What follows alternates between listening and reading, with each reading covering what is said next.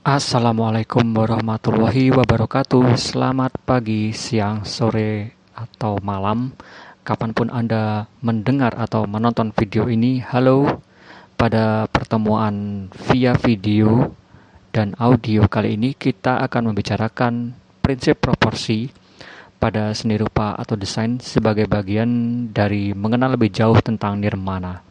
Bersama saya Restu Ismail Aji, biasa dipanggil Pak Aji. Langsung saja yuk masuk ke materi. Ya, seperti sudah kita ketahui ya, nirmana kan adalah komposisi unsur-unsur atau elemen seni rupa atau desain.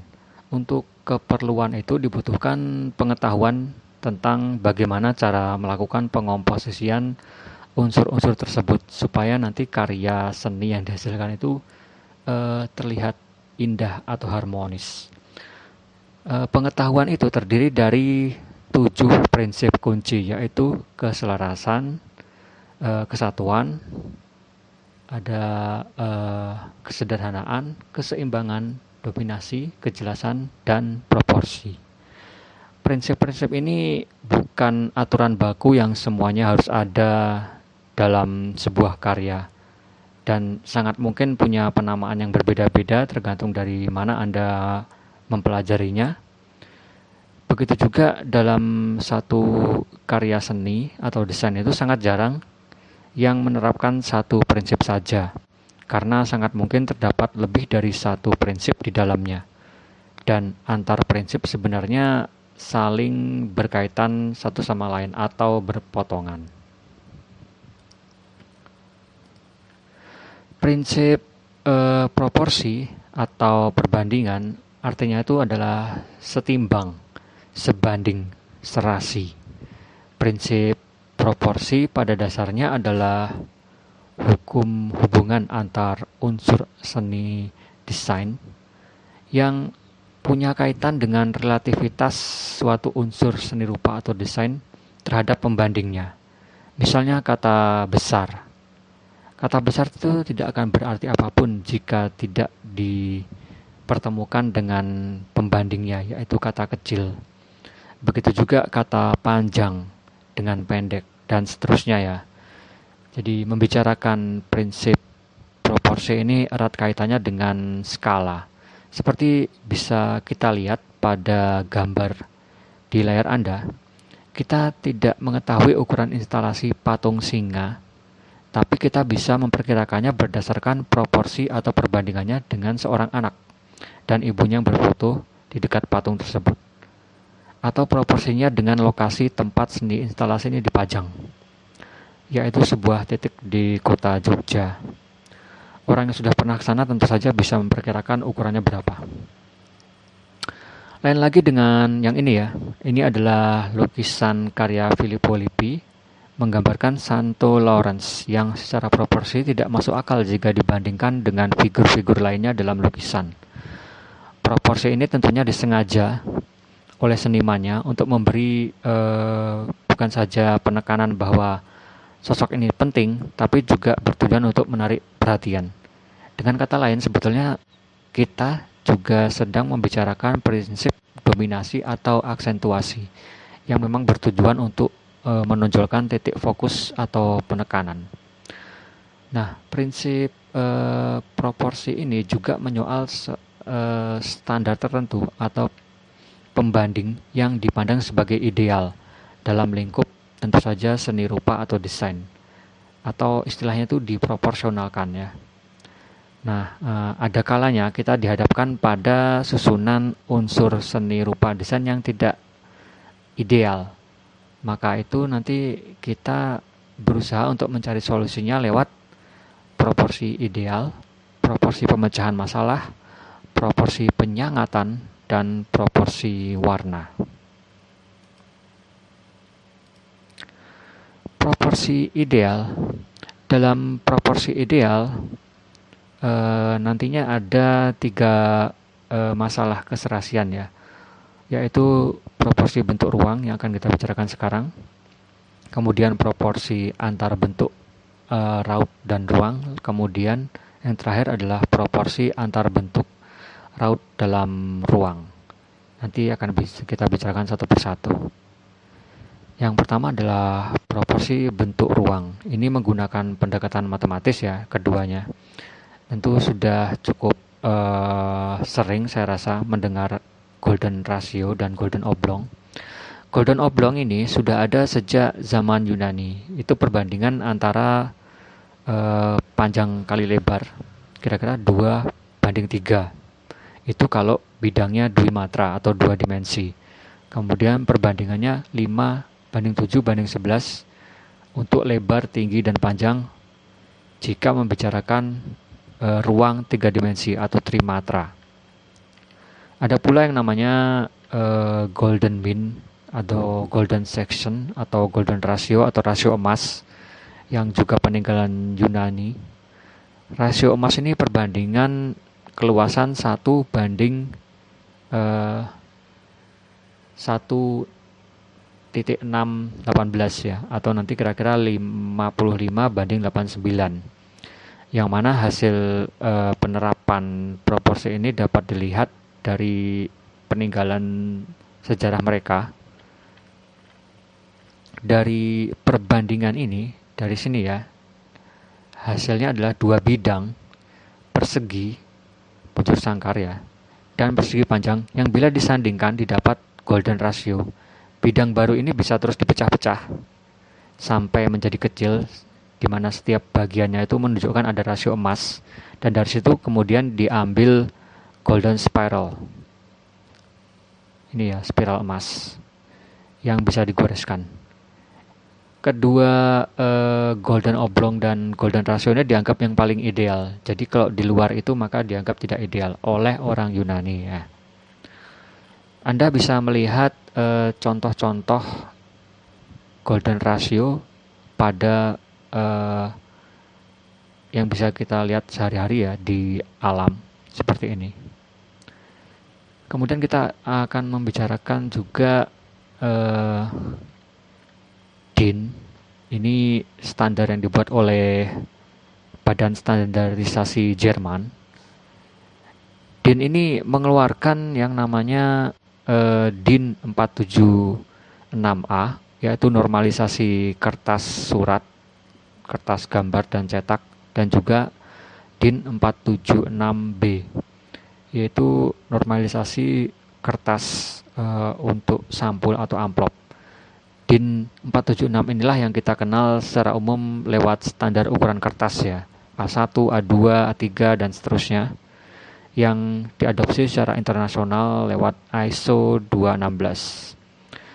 Sebetulnya selain 3 ini ada banyak sih proporsi yang bersifat matematis, namun kita cukupkan di sini saja. Kita akan berlanjut ke proporsi bentuk raut dan ruang, atau bahasanya adalah proporsi internal ya. Proporsi ini tidak mempunyai patokan yang pasti karena bergantung pada rasa dan kebutuhan. Misalnya pada gambar A ini ya, ukuran bentuk yang hanya satu ini terlalu kecil dibandingkan ruangannya, namun lebih menarik perhatian.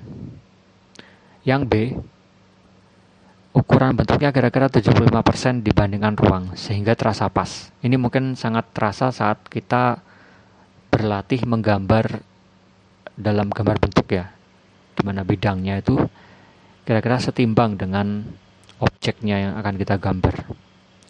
Yang C ini ukurannya terlalu besar dibandingkan ruang, sehingga berkesan sesak ya, berat atau sempit ya. Sementara yang ini jelas ukurannya terlalu besar sehingga melebihi ruang, mempunyai kesan bahwa ukurannya tidak terhingga, kotak biru ini.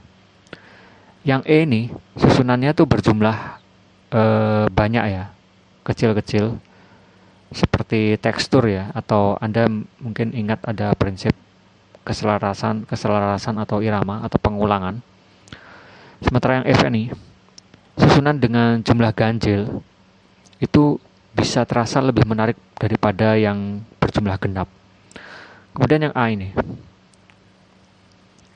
susunan yang punya kesamaan, repetisi, pengulangan ya. Mempunyai kesan bahwa pandangan mata itu eh, jemu gitu, menjemukan gitu kan.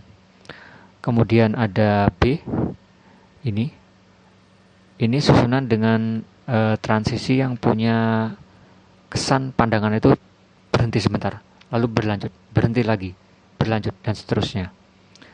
Sementara yang C ini susunan oposisi, dia itu memberi efek terkejut. Dia sudah ada garis pink ini ya, tiba-tiba dia terputus dua ini. Jadi ada efek kejutnya, tapi kemudian beralih lagi, terkejut lagi, beralih lagi, terkejut lagi. Ini adalah proporsi bentuk raut dan ruang. Lalu ada proporsi pemecahan masalah. Ini proporsi pemecahan masalah ya. Ditujukan untuk memecahkan ketidaksebandingan atau ketidakserasian yang sangat mungkin kita hadapi, karena pada kenyataannya kan kita tidak selalu bisa mendapatkan bentuk atau situasi sebagaimana diidealkan dalam proporsi ideal tadinya. Pemecahan masalah atas proporsi ini biasanya ditentukan oleh karakter garis dan warna nantinya. Kita lihat contohnya ya.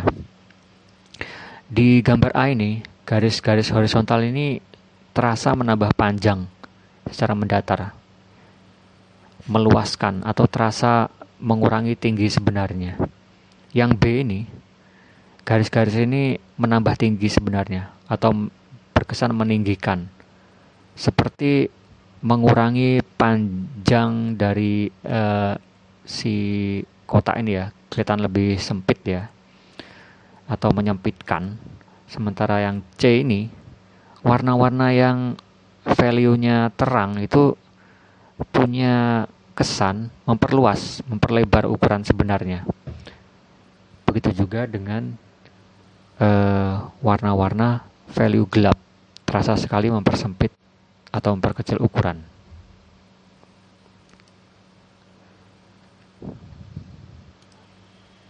Contoh lain yang bisa menunjukkan kekurang idealan berikut pemecahannya itu, misalnya kalau orang yang berkulit gelap akan terasa kurang sedap dipandang jika pakaiannya berwarna ngejreng gitu ya, misalnya kuning gitu ya. Solusinya dia lebih baik memakai pakaian yang cenderung gelap tone-nya gitu ya, atau netral, misalnya hitam atau abu-abu.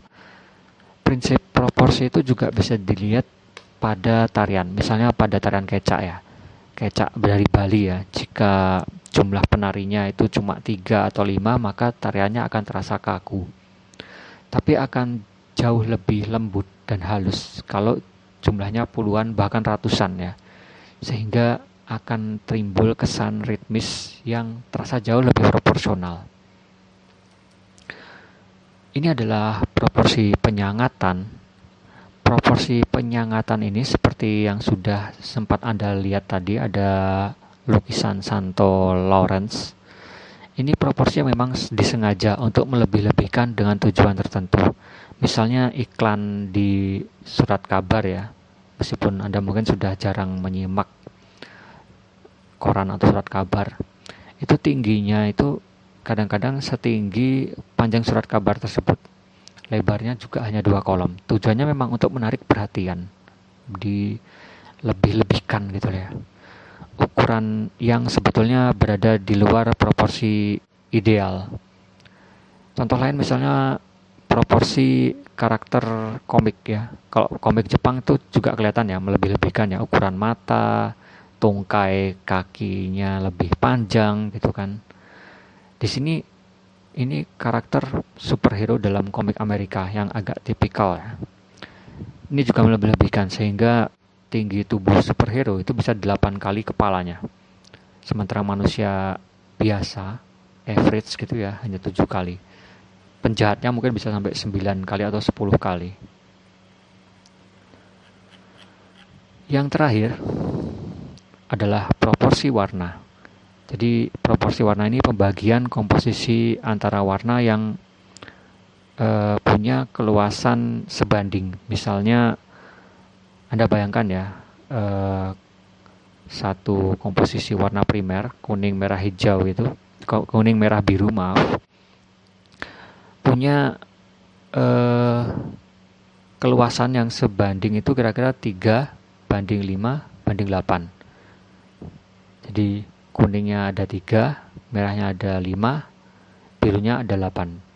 Begitu juga dengan warna turunannya ya. Jingga, hijau, ungu ini kira-kira bandingannya 8:11:13. Jadi pada praktiknya perbandingan ini bukan digunakan sebagai perkiraan aja ya, tapi lebih untuk melatih rasa. Dan pada intinya, prinsip proporsi itu bertujuan untuk melatih kepekaan dalam menyusun komposisi supaya keharmonisan itu tercapai.